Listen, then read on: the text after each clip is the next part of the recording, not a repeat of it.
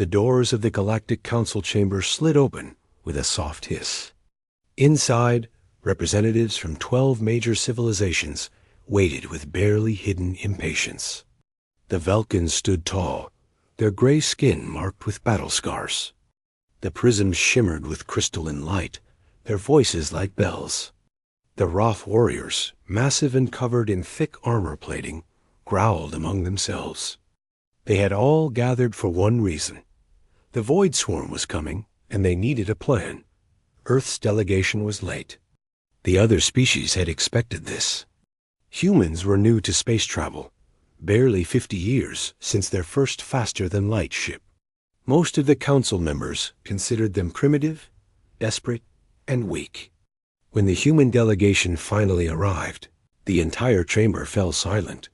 Leading them was a small woman who looked no older than 16. She wore a clean military uniform with hardly any medals or decorations. Her black hair was tied back neatly, and her expression showed nothing. Behind her walked a young man who appeared to be in his early 20s, carrying a datapad. 3 soldiers followed them, silent and professional. High Chancellor Vrex of the Vulcans was the first to speak. His voice boomed across the chamber. "This is what Earth sends? A child?" He began to laugh, and soon other council members joined him. The sound echoed off the walls. Cruel and mocking Dot, the young woman walked to the center platform without changing her expression. She placed her hands behind her back and waited for the laughter to die down. When it finally did, she spoke clearly. "I am Commander Yuna of the Terran Defense Force. I represent Earth in this council." Ambassador Kira of the Prism Collective made a sound like breaking glass, which passed for laughter among her people. "Commander? Of what exactly? A school class? We asked for military leadership, not babysitters." War Chief Gornick of the Roth slammed his massive fist on his seat. The impact made the floor shake. "This is an insult. The Void Swarm has destroyed entire fleets, consumed whole worlds. And the humans send a child to discuss strategy?" He stood up, his full height towering over everyone else. "Do you even understand what we face? Or did your elders not have time to explain before sending you here?" Yuna remained still. Her aide, Lieutenant Jiho, stepped forward slightly, but she raised one hand to stop him. "I understand completely, War Chief. The Void Swarm operates as a hive intelligence. They consume biological matter and resources from planets to create more vessels. They attack in overwhelming numbers and adapt quickly to standard defensive tactics. 3 fleets have already been destroyed trying to hold Sector 47. The council members exchanged glances. At least the child had done her homework. But High Chancellor Vrex was not impressed. Knowing facts from a report is different from leading in battle. "Have you ever even seen combat, Commander?" "Yes," Yuna replied simply. She did not elaborate. The council meeting continued for hours. Strategies were discussed, resources were allocated, and defensive positions were assigned. As the meeting drew to a close, High Chancellor Vrex announced the final assignments. The major powers would hold the central sectors, the valuable territories with established colonies and trade routes. The smaller civilizations would support them. "And for humanity," Vrex said with a smile that showed too many teeth, "we assign you Sector 47. A collective gasp went through the chamber. Even the species that had been mocking Earth seemed surprised by this decision. Sector 47 was known as the Graveyard. 3 previous defense fleets had been sent there. None had survived. It was filled with debris from destroyed colonies and shattered warships. The Void Swarm attacked it constantly because it sat on a direct route to more populated areas. Sector 47 is a death sentence," Ambassador Kira said softly. "Perhaps we should reconsider—" "No," Rex interrupted. "The humans wanted a seat at this council. They wanted to prove themselves worthy. Let them prove it in Sector 47. If they succeed, we will know they deserve to stand among us. If they fail, he shrugged, then we will know they were not ready for this war. All eyes turned to Yuna. She stood silent for a long moment, her face still showing nothing. Then she nodded once. My fleet will deploy to Sector 47 within 48 hours. War Chief Gornak laughed again, though this time he sounded almost sad. Fleet? Tell me, child, how many warships does your primitive world possess? 10? 20? It took my civilization thousands of years to build our armada. You have had FTL for less than a human lifetime. Sufficient numbers, Yuna answered. We will hold Sector 47. Brave words, Rex said. But the Void Swarm does not care about bravery. They only care about consumption. I give you 1 week before they wipe you out completely. The Council began placing bets. The Velkans wagered the humans would last 6 days. The Prisms gave them 5. The Roth, being slightly more generous, estimated 8 days before total annihilation. Only one species, the Quildan, a peaceful race of scholars, refused to bet. Their representatives simply looked at Yuna with something that might have been concerned out as the human delegation prepared to leave. Yuna turned back to face the Council one final time. Chancellor Vrex, I have one question before we depart. Speak, child. After we hold Sector 47 and push back the swarm, will Earth be granted full voting rights in this council? The chamber erupted in laughter again, louder than before. The idea that this small delegation could succeed where 3 veteran fleets had failed seemed absurd. Vrex wiped tears from his eyes. If you somehow manage to hold Sector 47 for even 1 month, I will personally sponsor Earth for full membership. But you won't. The swarm will tear through you like paper. We will see, Yuna said quietly. She turned and walked out, her delegation following behind her dot. As the doors closed, the laughter continued. War Chief Gornak shook his head. It is a shame. She seemed intelligent, for a child. But intelligence means nothing against the swarm. They will be dead within days. High Chancellor Vrex nodded. Perhaps it is better this way. Let them learn through failure what this war truly means. If any survive, they will return humbled and ready to listen to their betters. None of them noticed the small smile on Ambassador Kira's face. None of them saw Lieutenant Jiho's calm confidence as he walked beside his commander. And none of them bothered to check Earth's actual military records before dismissing them as primitives. That would be their first mistake. But it would not be their last. The TDF Horizon's edge hung in space like a sleeping predator. From the outside, it looked unremarkable by galactic standards. Medium-sized, simple design, no elaborate decorations. Other species built their flagships to intimidate and impress. Humans built theirs to function. Yuna walked through the corridors of her ship, and everywhere she went, crew members stopped what they were doing to salute. These were not teenagers playing soldier. These were veterans with eyes that had seen too much combat. Men and women with gray hair, scars, and the kind of stillness that only came from surviving real battles. A young-looking ensign passed by, then immediately snapped to attention. Commander on deck. At ease, Yuna said softly. She continued walking, her footsteps barely making a sound on the metal floor. Behind her, Lieutenant Jiho matched her pace. They had served together for 11 years, though most people would guess they had both graduated last month based on appearance alone. They entered the ready room, where her senior staff waited. Admiral Day stood by the window, looking out at the stars. He was 53 years old, but could pass for 30. Captain Sora reviewed tactical data on a holographic display, her fingers moving through the information quickly. Chief Tactician Hyan sat at the table, already running simulations. Report, Yuna said, taking her seat at the head of the table. Admiral Day turned from the window. The fleet is assembled and ready. All 200 warships are equipped and fully staffed. Support vessels are loaded with supplies, ammunition, and repair drones. We can sustain operations in Sector 47 for 6 months without resupply. Captain Sora looked up from her display. I've reviewed the data from the 3 fleets that were destroyed in the sector. Same mistakes every time. They tried to hold fixed positions. They used standard defensive formations. The swarm simply overwhelmed them with numbers.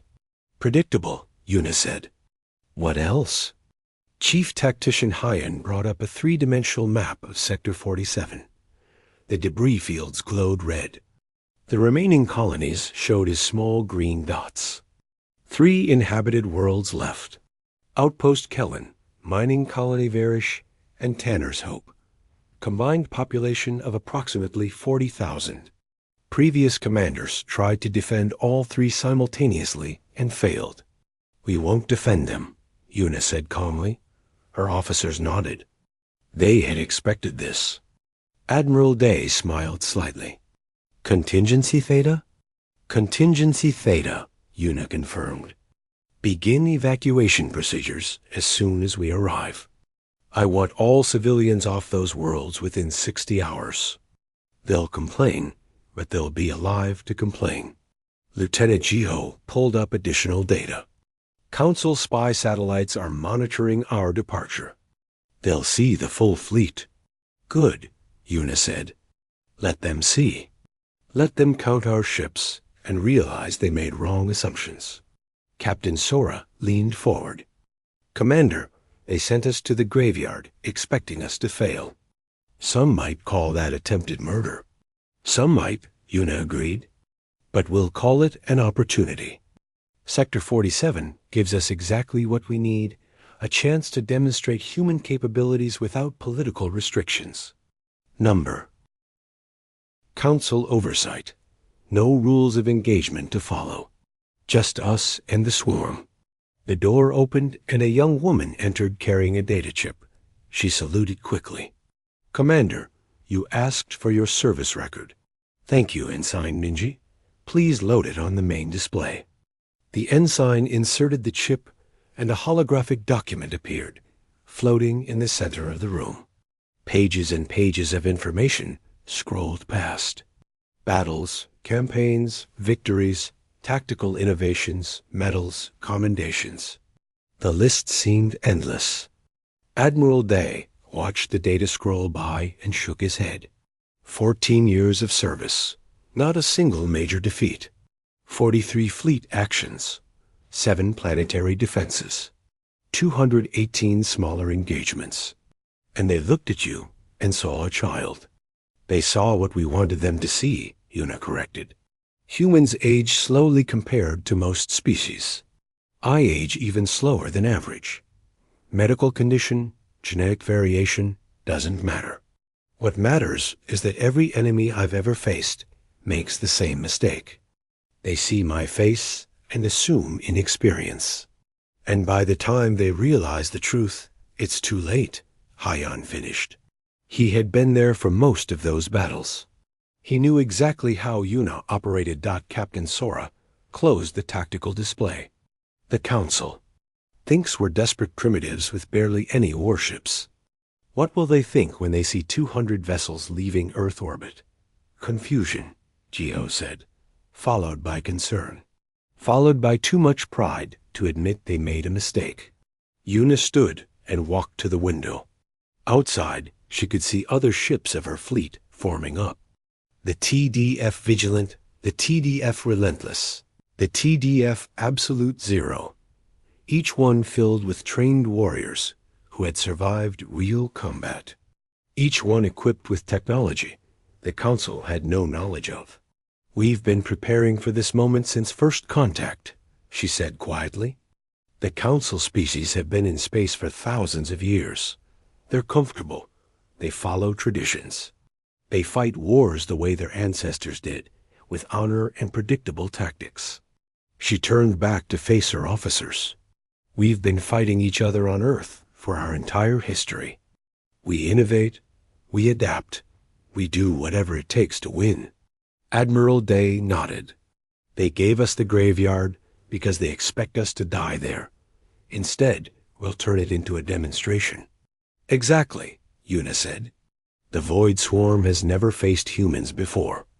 They've evolved to fight species that value honor, that won't use certain tactics, that try to minimize casualties. They're about to learn that humans don't fight that way. Chief Hyan brought up new data. Swarm behavior analysis shows they always commit their full force immediately. Overwhelming attack, consume everything, move to the next target. It's worked for them for centuries. It worked against species who fought them head-on, Captain Sora said. We're not going to fight them head-on. No, Una agreed. We're going to make them think they're winning right up until the moment we destroy them. The fleet began to move. 200 warships, sleek and deadly, pulled away from Earth's moon base where they had been hidden. Support vessels followed supply ships, medical frigates, repair craft, and several vessels whose purpose was classified even from most of the fleet. Council spy satellites tracked the movement and sent urgent messages back to Apex Prime. The council members who had laughed at Una now stared at their displays in confusion. 200 ships? The humans had 200 warships? High Chancellor Vrex watched the data with narrowed eyes. Run a full analysis. I want to know everything about those vessels.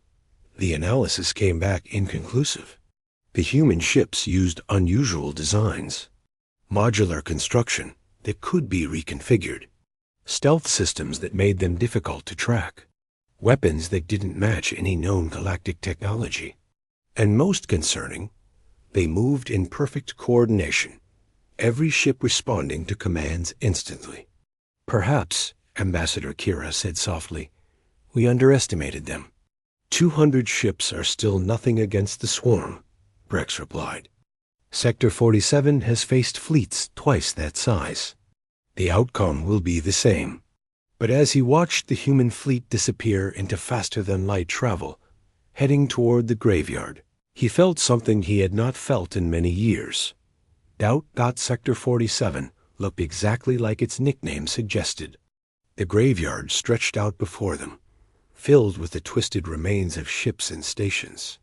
Debris floated everywhere, hull fragments, broken weapons, pieces of vessels from a dozen different civilizations. 3 colonies sat on their planets like targets waiting for the inevitable. Una stood on the bridge of the horizon's edge, studying the tactical display. Her officers worked around her in calm silence. No panic, no fear, just professional focus. Evacuation status? She asked. Lieutenant Chiho checked his data pad. Outpost Kellen is 60% evacuated. Mining colony Varish is 75%. Tanner's Hope is being difficult. The colonists refuse to leave their farms. Send Captain Sora with a full company. Explain that they can leave now with their families, or they can stay and watch everyone die. Be polite but firm. Yes, Commander. Admiral Day approached from the sensor station. Long-range scans show swarm movement. Large force heading directly toward us. Estimated arrival in 72 hours. How large? At least 3,000 bioships. Possibly more behind them. The bridge crew barely reacted. They had faced worse odds before. Una pulled up the tactical map and began moving pieces around like a chess game. Contingency Theta is now active. All ships, begin deployment pattern Delta 7. The fleet scattered. Ships moved into the debris field, hiding among the wreckage of previous battles. Some positioned themselves near the planets, disguised as damaged vessels. Others moved to the edge of the sector, waiting in silence with all systems running minimal power. Chief Hyan joined Una at the tactical display. The swarm will see a small defensive force around the colonies and assume easy victory. They'll commit fully to a direct assault. And when they do, Una said, they'll discover that everything they see is bait. The next 72 hours moved slowly. The evacuation continued with brutal efficiency. By the time the swarm arrived, all 3 colonies were empty. The buildings remained. The lights stayed on.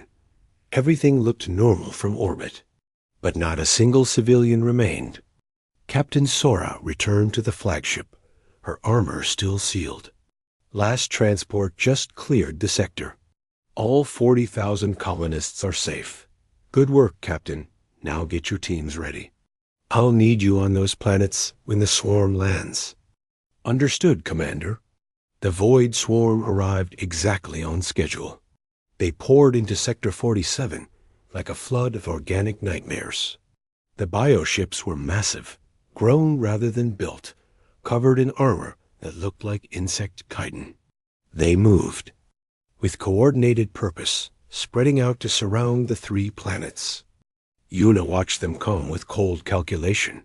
Count? 3,200 bioships confirmed. Standard swarm attack pattern. They're completely ignoring our position in the debris field. They don't see us as a threat, Admiral Day observed. They're focused on the planets. Perfect, Yuna said softly. All ships hold position. Do not engage until my command. The swarm began their descent toward the 3 colonies. Thousands of smaller organisms launched from the bioships, heading down to the surface to begin consumption. From their perspective, this would be like every other attack land. Consume, multiply, move on. They had no idea the planets were empty. They had no idea the buildings were rigged with explosives. They had no idea that Captain Sora and her special operations teams were hidden in underground bunkers, waiting. Swarm forces have landed, Geo reported. They're spreading through the colonies now. Yuna waited. Timing was everything. The swarm needed to commit fully, needed to believe they were winning. She watched the tactical display as more and more bioships descended, landing on the planets to support the consumption process. 70% of their force is on the surface now, Hyon said. Still, Yuna waited. 80%. She raised one hand. 85%. Commander, if we wait much longer? Now, Yuna said quietly. Captain Sora triggered the charges. All 3 planets erupted in coordinated explosions. Every building, every structure, every carefully placed weapon array activated simultaneously. The colonies that the swarm thought they were consuming turned into massive traps.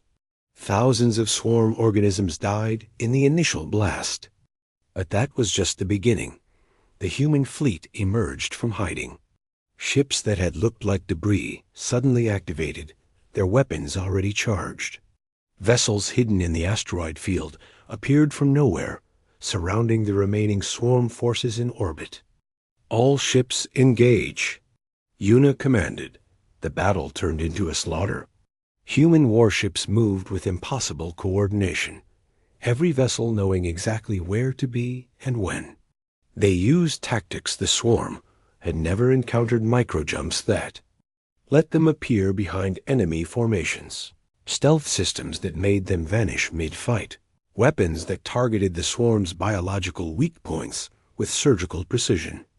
The swarm tried to adapt, tried to respond, but they had never faced an enemy like this.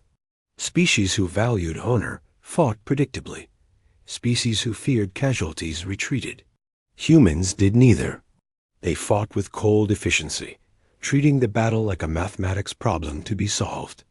Captain Sora's teams emerged from the planets on assault shuttles, attacking the confused swarm forces from behind. Her soldiers moved through the bioships with brutal effectiveness, planting singularity charges.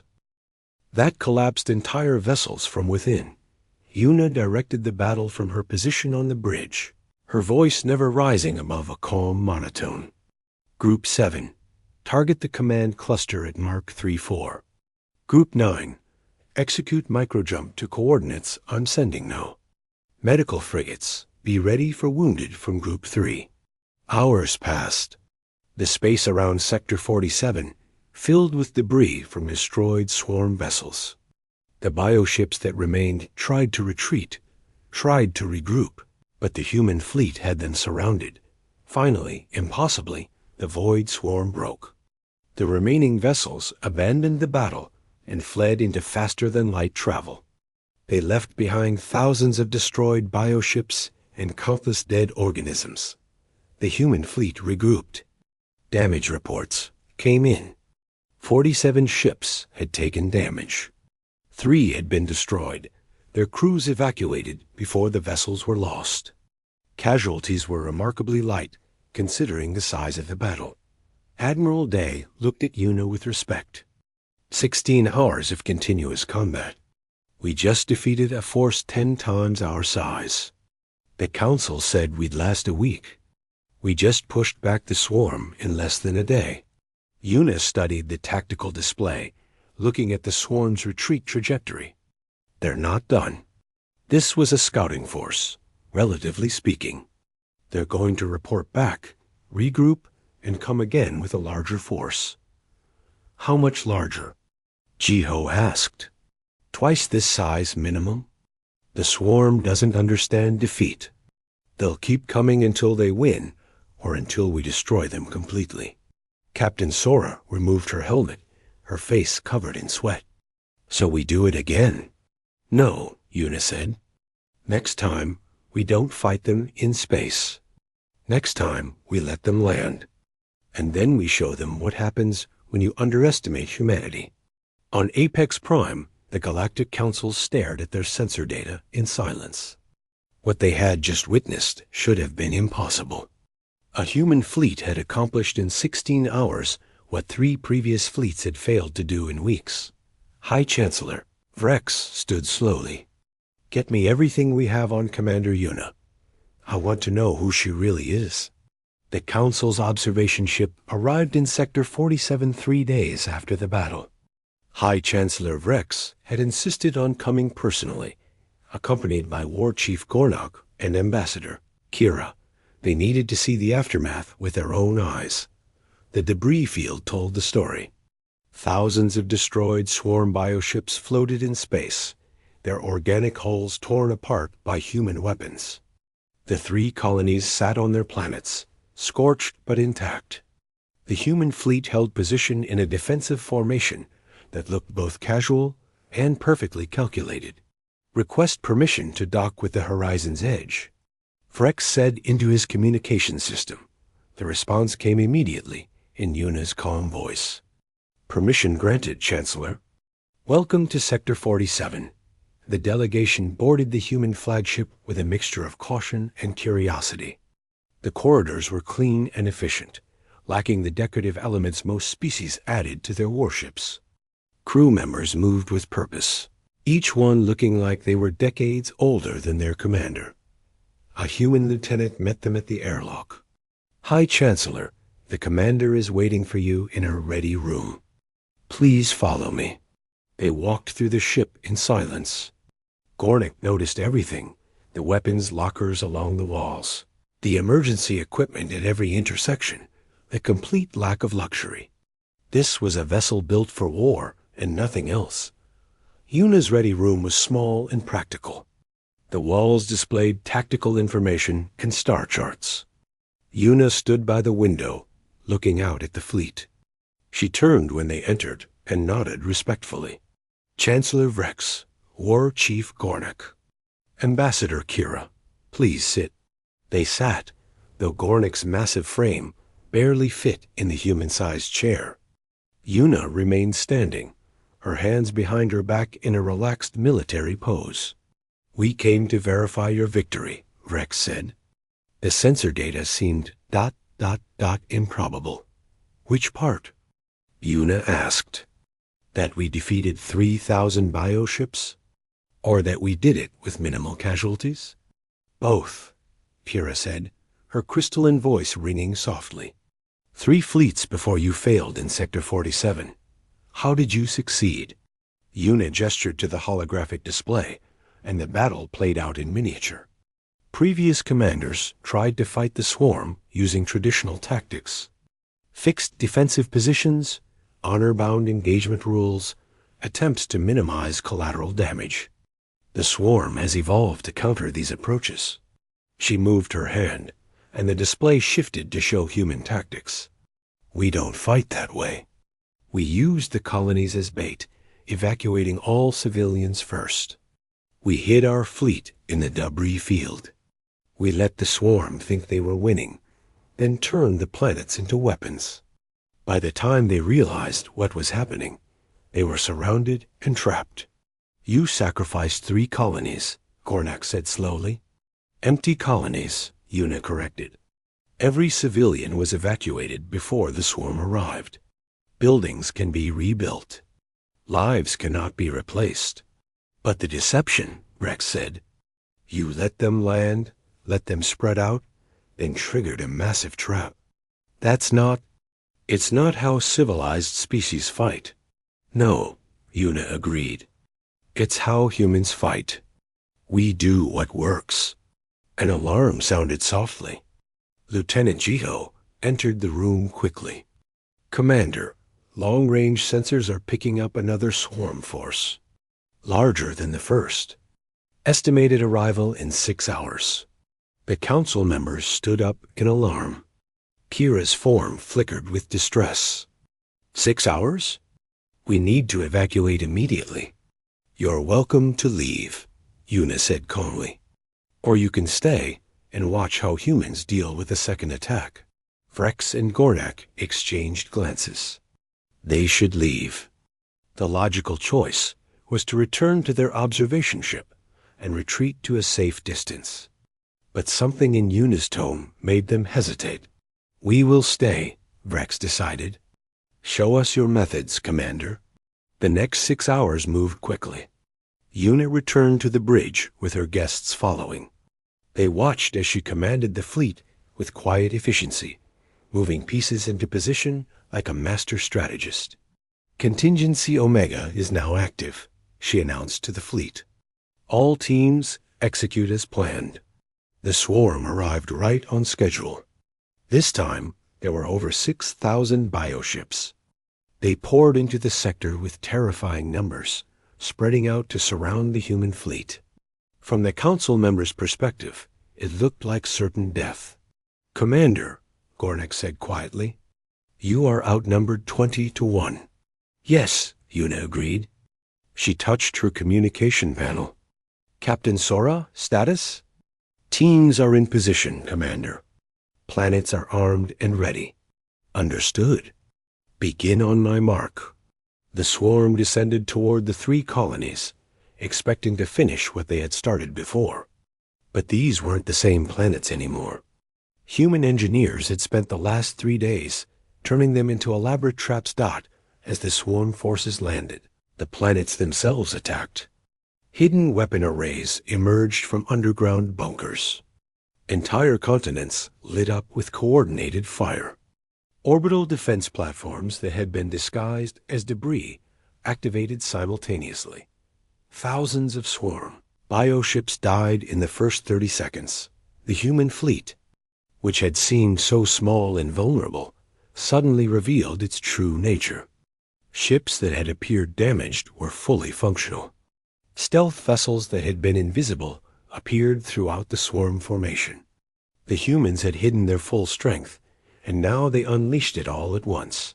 Una stood at the center of the bridge, her voice carrying to every ship in the fleet. This is humanity's doctrine. We don't defend territory. We turn it into a weapon. We don't fight with honor. We fight to win. And we don't give second chances. The battle lasted 12 hours. When it ended, the swarm had lost over 5,000 bioships. The remaining vessels fled in complete disarray, their coordination broken. Their hive intelligence in chaos. The human fleet sustained heavier casualties, this time 62 damaged ships. 7 destroyed, but they had won another impossible victory.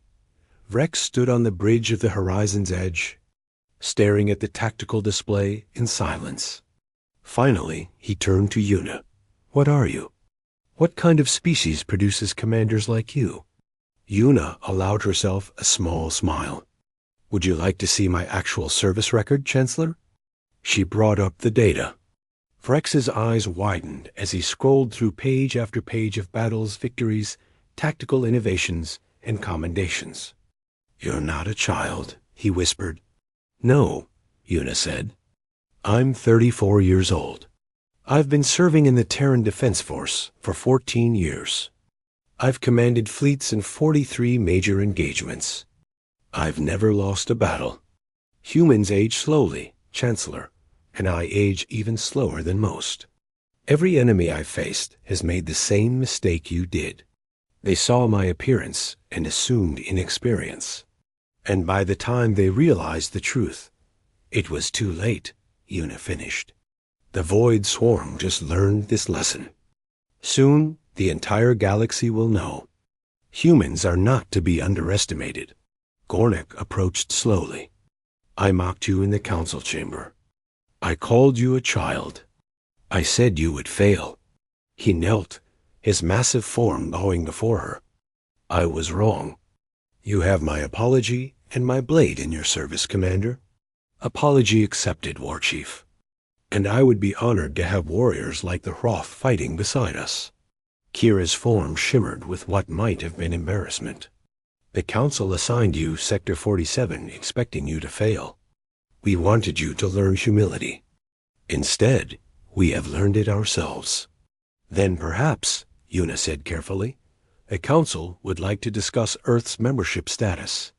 And perhaps we should talk about unified command structure for the war against the Swarm." Vrex understood immediately. The humans had just proven themselves more than capable. They had won 2 impossible victories in less than a week. And now they were going to demand what they deserved. "We will call an emergency session," he said quietly. "The Council will vote on your proposals." "Thank you, Chancellor." Una turned to look out at her fleet, damaged but victorious. "The Swarm is still out there. They'll come again, bigger and more dangerous. But next time, they'll face more than just humanity. They'll face a united galaxy using human tactics. That," Gornak said with something like respect in his voice, "is a terrifying thought." "For the Swarm," Una agreed. "For everyone else, it's hope." The Galactic Council chamber was packed. Every major civilization had sent their representatives, and many minor ones had come as well. News of humanity's victories in Sector 47 had spread across the galaxy. The species that everyone had dismissed as primitives had done the impossible twice. High Chancellor Vrex called the session to order. "We are here to discuss 2 proposals from Earth. First, immediate full membership in the Galactic Council. Second, the appointment of Commander Una as Supreme Commander of Allied Forces against the Void Swarm." Murmurs filled the chamber. Some species objected loudly. The Velkans had been council members for 5,000 years. The Prisms for 8,000. And now humans, with barely 50 years in space, wanted equal standing? But then the battle footage played on every display. The Council watched as human forces turned entire planets into traps. They watched as 200 ships defeated forces 20 times their size. They watched as Commander Una directed battles with precision that bordered on precognition. "The human tactics are brutal," one representative said. "They have no honor." "Honor doesn't matter when you're dead," Gornak replied. He had been one of humanity's harshest critics. Now he was their strongest supporter. "I have fought for 300 years. I have never seen anyone defeat the Swarm like this. The humans know how to win. But giving them command of our forces?" Another representative protested. "We would be taking orders from them." Vrex stood. "I have fought the Swarm for most of my life. I have seen worlds consumed, fleets destroyed, billions dead. And in all that time, we have never pushed them back. We have only slowed them down." He paused, letting his words sink in. "In 1 week, the humans accomplished what we could not do in decades. They didn't slow the Swarm. They broke it." Ambassador Kira added her voice. "The choice is simple. We can cling to our pride and continue losing, or we can accept that humanity has shown us a better way. The vote was called. One by one, species that had existed for millennia voted to give command to a civilization barely out of its infancy. Some voted yes immediately. Others hesitated, but eventually agreed.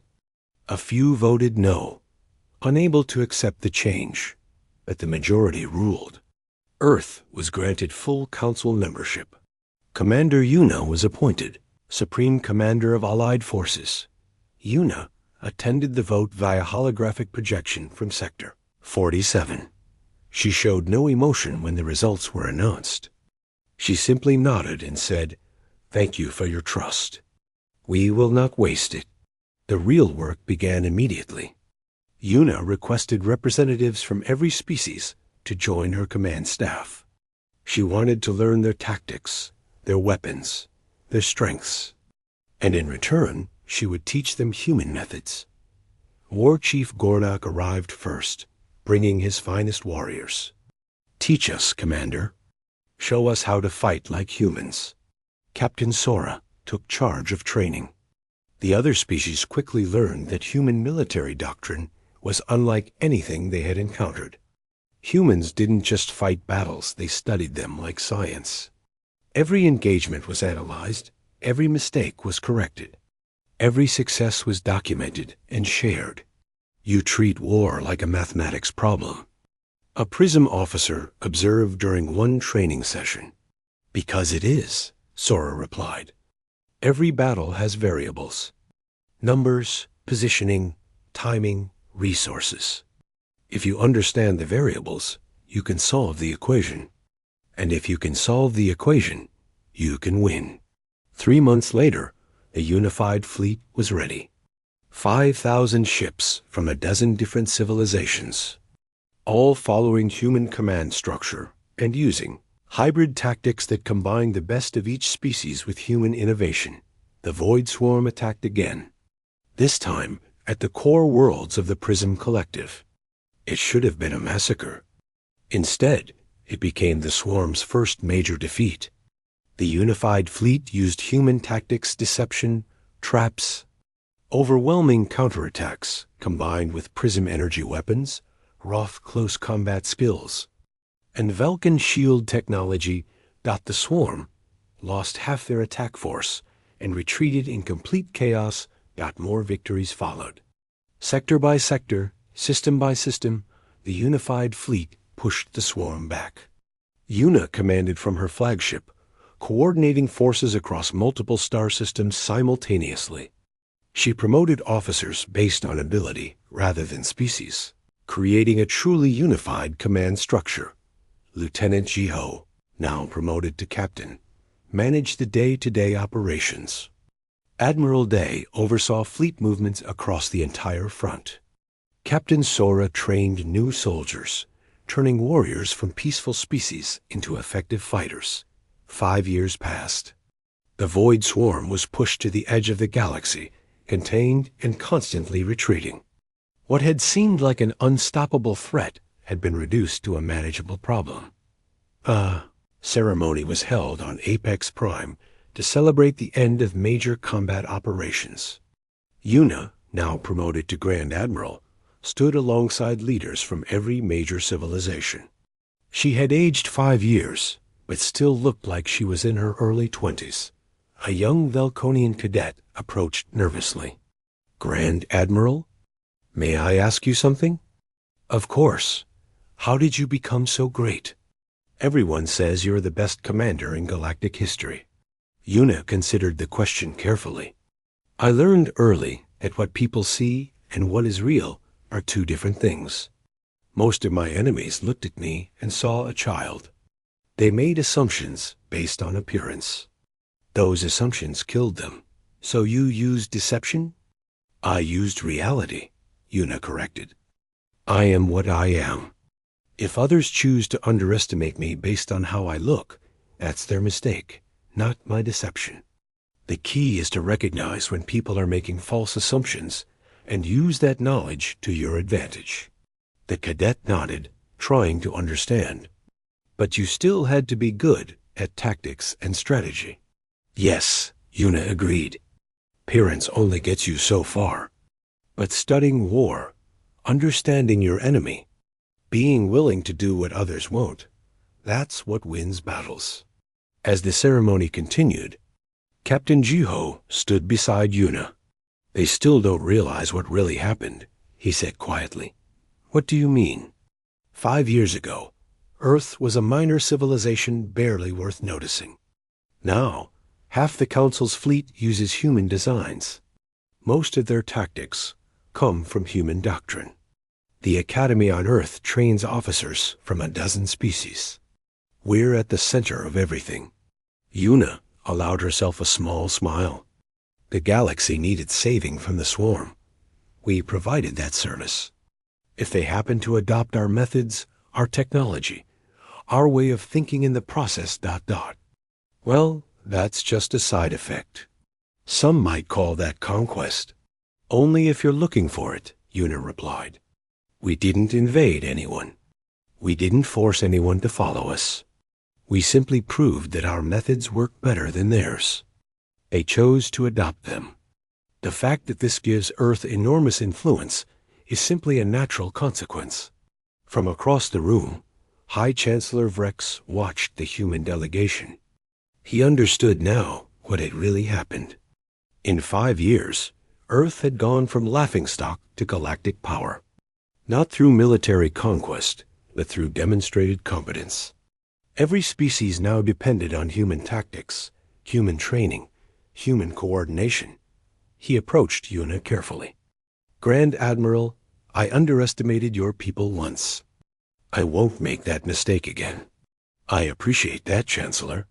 But I do wonder, was this always the plan? Did you always intend to place humanity at the center of galactic civilization?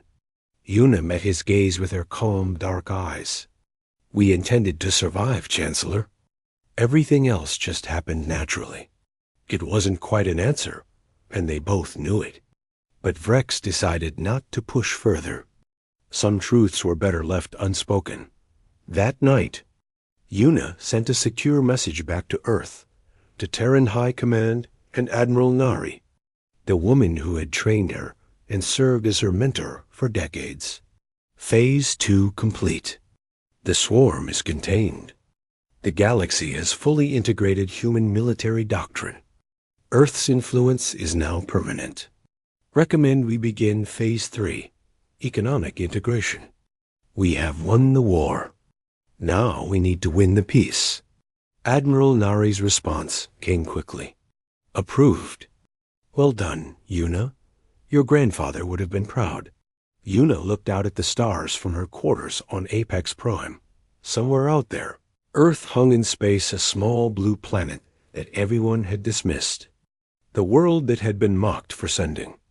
A child to represent them. That child had conquered the galaxy without.